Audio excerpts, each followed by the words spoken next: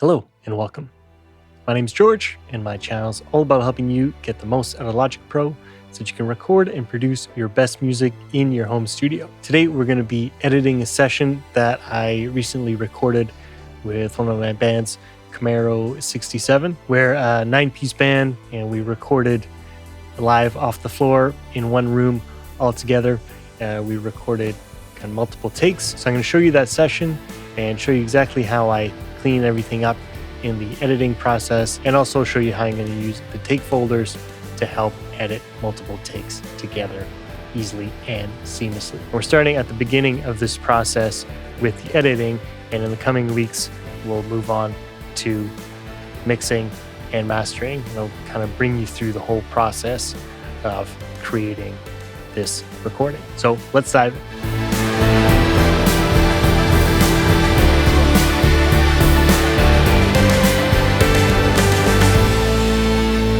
So here's the session we're dealing with. We've got 20 tracks, as you can see. So we've got drums, some congas, bass, 2 guitars, room mic, keyboards, 3 horns, and the guitar amp, as well as a guitar DI. And we've got 8 partial takes, some full takes that we're going to be using and editing together. As I mentioned, we're a 9-piece band, and as a band, we've always kind of recorded everything live, everyone in a room, to try and keep kind of the groove and connection as strong as possible, because this particular band is really all about the feel and groove. So playing all together at once just really helps kind of keep that. The other thing is, in our previous 2 albums, we've always recorded without a click. So we've just relied on our own groove in the room and keeping things as steady as possible. And if they drift in and out a little bit, as long as it sounds musical, that's okay. So we kind of kept that spirit for these recordings as well. The one difference this time around is our drummer actually had a click in his headphones. So he was wearing headphones with a click, and the rest of us didn't have any headphones. We were just kind of all watching each other and just had the sound of the amps and acoustic sound from the horns kind of in the room. When we have recorded in the past, we've recorded in kind of larger commercial studios, and in that scenario, we set up the horns kind of in a booth, so the horns could be a little bit isolated, which helped if we wanted to do any overdubs or anything like that. So in those scenarios, we did all have headphones, but we still weren't on a click. For these recordings, we did them in my room, and I don't have a separated isolation booth or anything. It's just one room. My desk and everything is in the same room, so we didn't do any headphones. Also, without adding some extra gear, I can't actually accommodate 9 sets of headphones just with my current audio interface, so I would have had to add a dedicated headphone amp to do that. So we decided just to record in the room, basically as if we were rehearsing. So with that all in mind, that kind of changes a little bit how this session was set up. Basically, when we're recording, I would just hit record in the room, and we would start, recording these takes at any different moment. So you can see the takes. Well, maybe let me zoom in on the room mic. Be easier to see. All these takes kind of start at different moments. The first take 1 starts around bar 5. Take 2 starts around bar 2. Take 3, the middle of 3, and so on and so on. So they're all kind of displaced a little bit. So in order for these take folders to be useful, I'm going to have to shift these takes over so that they all line up together. Now, looking back, what I could have done was actually sent the drummer a click directly from Logic, and then we could have made sure that every track we started at the same bar, and then that kind of would have been done ahead of time. But to be honest, I didn't actually know the drummer had set up a click for himself until afterwards. So as I said, we were just hitting record and coming in wherever felt good. But that's okay. We can fix this all later, which is what I'm going to do right now. So why don't I just play a little bit, just so you get a sense of what this kind of sounds like. And yeah, so this is just totally rough. No mixing has been done. There's no plugins or anything.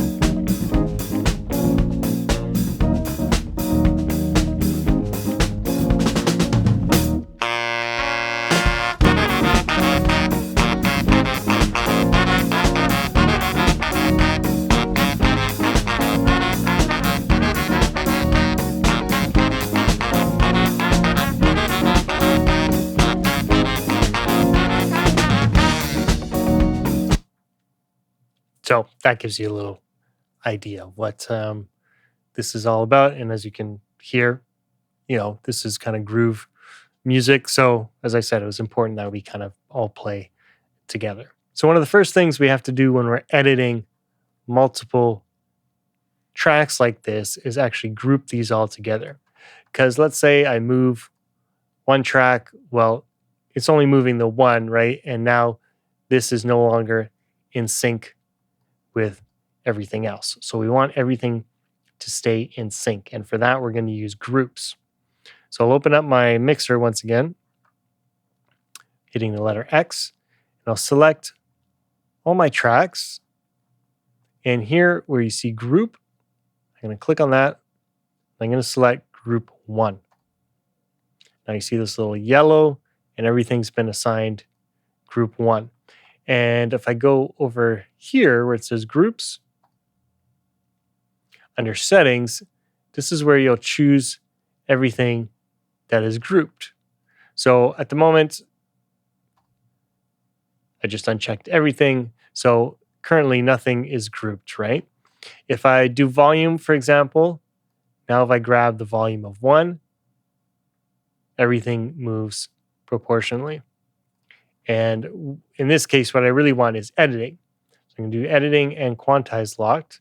And then now, if I grab one track and move it, they all move together.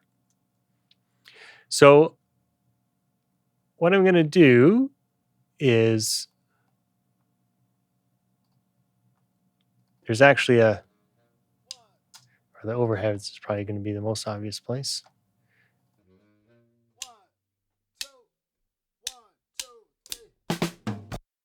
So the drummer's counting us in. So I'm going to use that to line things up here. So this first hit, I'm going to make sure that lines up with the beginning of a bar. So I'm going to go here, line that up. And then you'll notice that one's a little off, but then we get mostly back on here.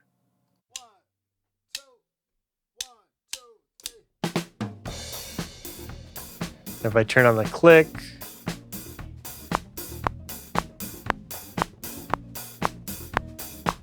that's set. If let's go to the end just to make sure. Right? So that's all lined up. Now if I open up the rest of the track, so this little arrow here on this comp track, so this first one is lined up. Now the rest of them are not yet. So we're going to have to edit those. So to do that, by default, you see this little, zoom in here, this little icon here. By default, that lets us kind of create what's called a comp. So I can swipe different takes. So if I swipe down here, then I'm taking take 4 from here, take 7 from the rest, and so on and so on. So that's really helpful when it comes to selecting different takes. But right now, all we want to do is move things around. So if you go back up here and click on that, then you'll see little scissors. And then that allows us to move these takes independently. So what I'm going to do, I'm going to grab this take 4 and I'm going to drag it over here and make sure that this all lines up again right on number 6. And then you can see things drift a little bit, but we get back on track here. If we go back here and select take 4,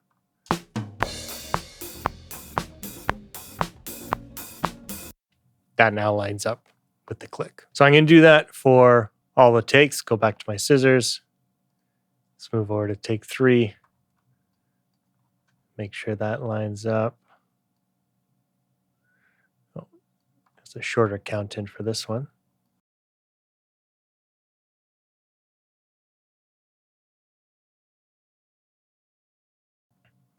Okay, so that's all lined up now. Now, the last thing is this take number 8 rather. And this is just the ending.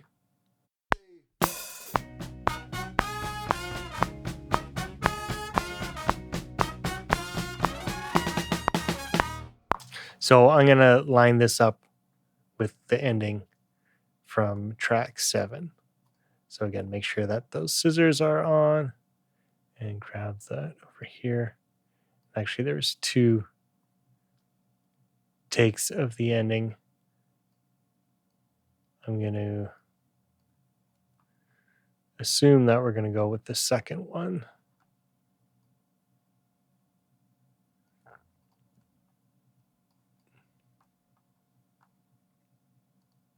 So actually, let's line this up with...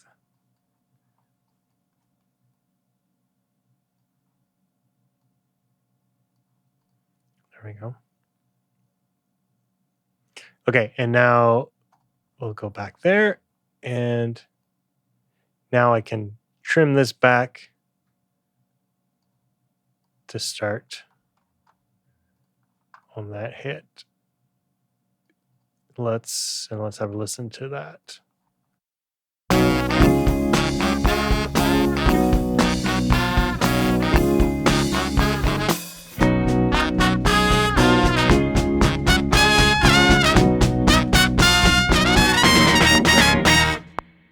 Okay, so that entrance is a little abrupt right now. So let's just trim this back a little bit.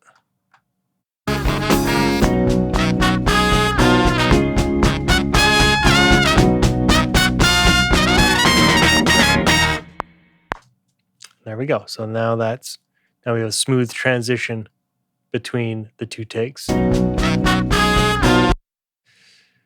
So now what we can do is let's kind of compress all these so that we don't need to see every single take. And we can actually, we chop this all back because there's nothing there now. So we can shorten that, clean that up a little bit.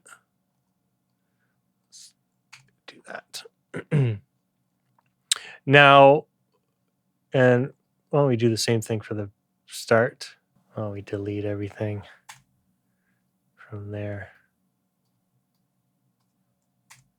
And then we can move this to B1, bar 1 rather.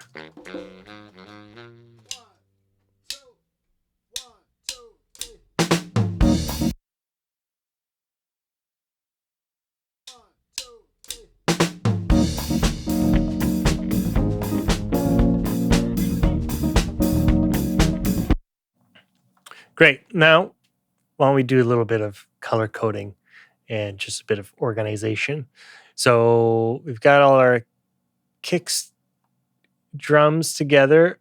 I usually like putting the rooms right after the drums. Congas. I like to put the bass right after too. The guitars.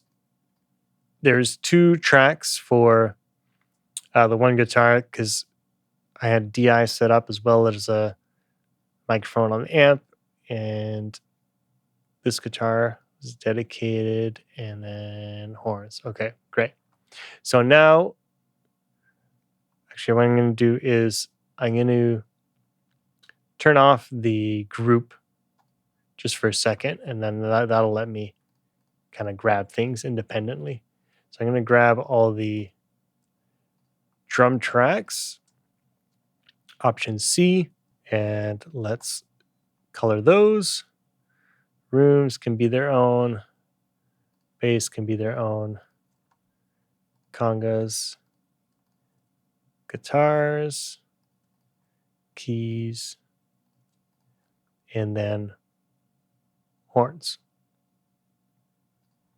Now, the other thing I like to do is also do some track stacks to group all of these.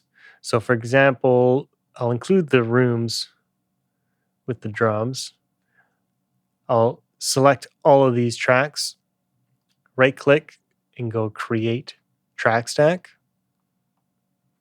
create a summing stack, rename these drums. And then now I can collapse those in a group. The bass, since that's just a one track, that can be on its own. Congas, let's do a little stack for that. Guitars as well.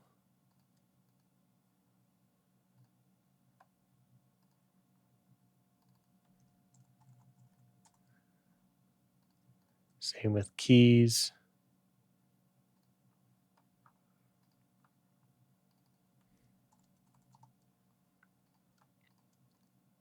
And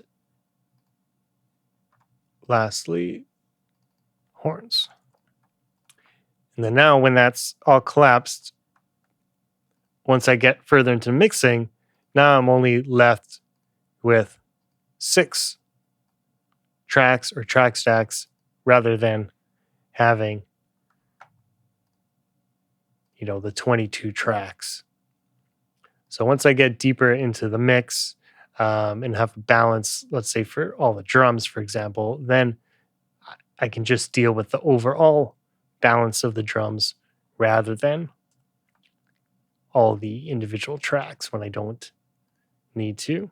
Now, the other thing I'm going to do is set up some markers here just to make the sections be outlined a little bit better. We're mostly done recording, but we probably will overdub some horns.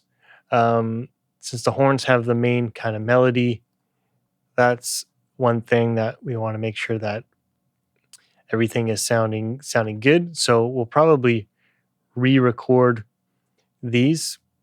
Unless everything's sounding great, then we might need to, but I suspect we'll probably be re-recording these. So it'll make it a lot easier to be able to see arrangement-wise where everything's happening.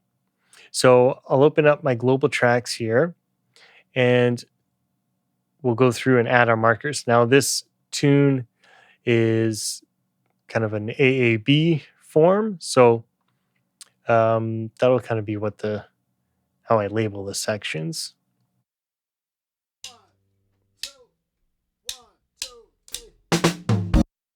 So that's things are going to start basically on bar 4. That is going to be the intro. And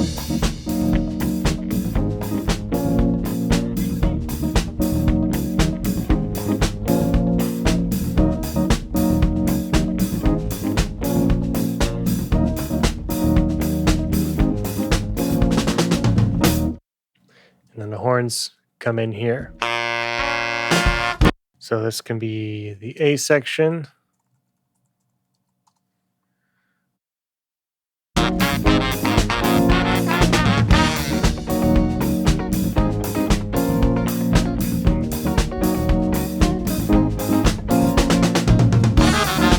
And now this is the A section the second time. So let's go, why don't we call this A2, maybe we'll call this A1.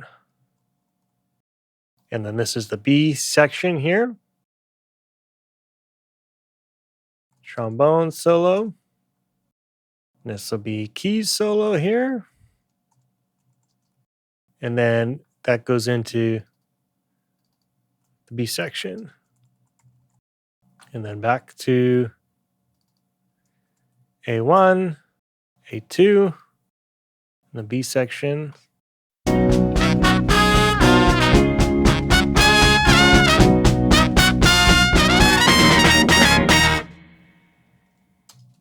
And there we go. So there's our markers out there, and that's just going to help us for when we're doing any overdubs and also just for general editing, just be able to quickly see all the sections. Now, what I do like to do is color code these based on section as well. So if I go Command Option, let's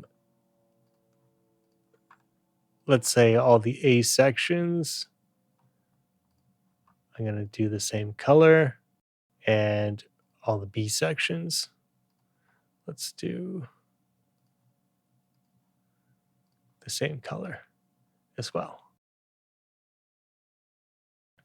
And there we go. So we've cleaned up our session. We've made it a lot easier now for when we go to overdub anything, horns or anything else. So for this particular song, next step will be to record the horns, and I'll try and document that for you. And then we'll move on to mixing and then the mastering. So I hope you found that helpful. If you have any questions, please feel free to leave those in the comments below. And I also want to make sure to thank you for all the likes and subscribes. And lastly, if you want to improve your workflow in Logic Pro, don't forget to download my Ultimate Logic Pro Starter Pack. This includes my Logic Pro hotkey cheat sheet with all the most common shortcuts and hotkeys that you can print out and have ready at your fingertips. It also includes my audio recording checklist so that you can make sure that your sessions go as efficiently as possible. Also my mixing guide that you can reference all the most common mixing plugins in Logic Pro. And my gear guide if you're just starting out and want to know exactly what you need for your home studio. And lastly, my Logic Pro session templates to give you a head start when you're beginning to write and mixing as well. So I hope you enjoyed the video, and we'll see you in the next one.